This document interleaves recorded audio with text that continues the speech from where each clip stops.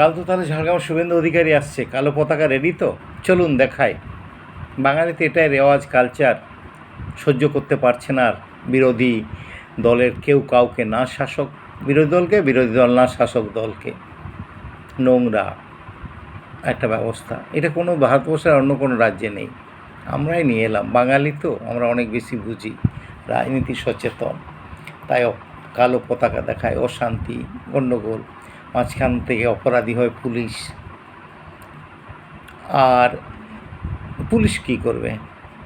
শাসক দল, তাদের পুলিশ মন্ত্রী, তারপর ওই যে একটা আজকাল একটা ট্রান্সফার, সমতল থেকে পাহাড়, সমতল থেকে সাগরে, যা বিরোধীদের তো বাধ্য তারাও শাসকের জন্য কিছু কাজ করে।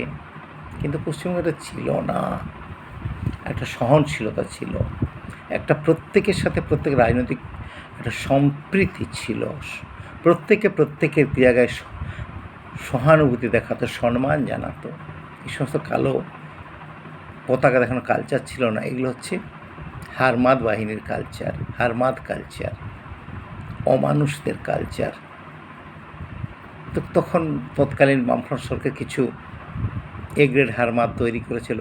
যারা ভালো হারমাদ তারা শাসক দলে, আর যারা একটু হারমাদ তারা আজকে বিজেপির সম্পদ।